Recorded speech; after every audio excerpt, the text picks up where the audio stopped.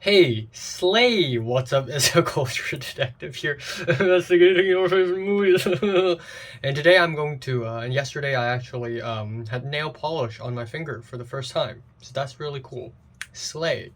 And that's what the Gen Zs would say nowadays. So today I'm going to be doing a movie review on the new A24 distributed horror film Talk to Me, directed by and written by Raka Raka, or their real names are Michael and Danny Filippo. I'm sorry if I mispronounced the last name. So Talk to Me is a new A24 distributed horror movie. It's not produced by A24, it's distributed by A24. So it doesn't have the same artsy, elevated. I hate this term, by the way, elevated. It doesn't have the artsy abstractness of your average A24 film, the Ari Asters and the Robert Eggers and Men and Pearl and X and Lamb and all that stuff. But this movie is more of a mid-budget, perhaps even low-budget, little indie horror flick, and it is directed and written by YouTubers. And that is kind of a huge deal, especially given that I am also a YouTuber and I also want to make movies in the future. When people talk about YouTuber movies, people immediately think about the Smosh movie or the stupid Logan Paul airplane movie.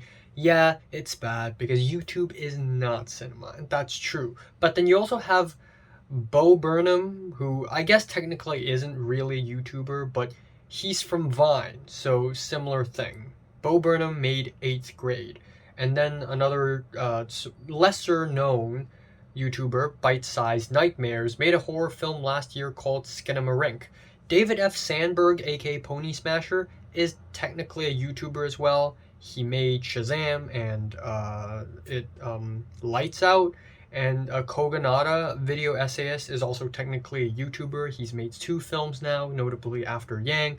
And even as of now, YouTubers like Chris Stuckman and Markiplier are making their own films. So we live in an age in the early 2020s where more and more YouTubers are making movies, including me, even though I've never made a feature. I've made some shorts, but it is a movement. We are witnessing some form of history here. The cinema is continuously changing, and that is kind of a huge deal. In one breath, I'm really happy that YouTubers are making it. In another breath, I'm really curious to see how will movies change because more and more YouTubers are making movies. And on top of that, I really like that this movie represented Australian culture, which I think is really underrepresented in a lot of cinema. When people talk about English speaking movies, it's either American or British, which is kind of silly. Now, Talk to Me is a movie about a bunch of teenagers who have gotten hold of this cursed hand. And if you touch the hand, if you hold the hand and you say, and you light a candle and you say, talk to me, you'll see a ghost. And then you say, I let you in. And then the ghost will, possess you. And that's basically it. And you have to pull the hand away after 90 seconds. Otherwise, the ghost will forever possess you and will try to kill your body and just do very bad things. Very evil, very bad. And yeah, this horror movie, there's nothing artsy or experimental about it. It's a really simple horror film. When I first saw the trailer to this movie, actually, I was not excited at all. Like, I was like, okay, this is just a very silly cliche movie with a very cliche idea. There's got to be some form of satire or twist. So, like, maybe this is way darker, or maybe this is actually like a comedy but disguised as a horror.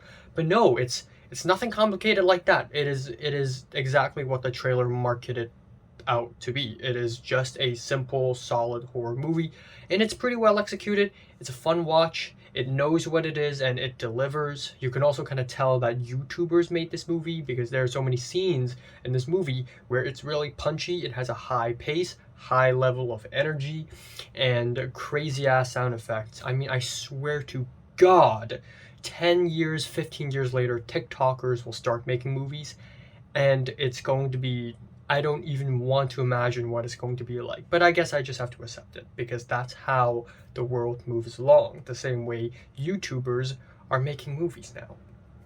But yeah, it is a solid horror movie with a very basic premise. It works, and that's it. Nothing too fancy, but still it is a competently shot movie, competently lit. The sound design is pretty good as well, especially scenes when characters get possessed by the ghost and their necks crack. My neck just cracked. They do this, and then their eyes widen. They got the black contact lenses, and you hear these drowning water noises, which made me thought the ghost drowned, like that's how the ghost died. But then it happened multiple times, and I'm like, oh, so that's like a possession sound effect. But yeah, still very good. There are also a lot of brutal, gory scenes. They do not hold back. There's a scene involving an eyeball, which is kind of fucked up, but not that gory. It's not that disgusting of a film.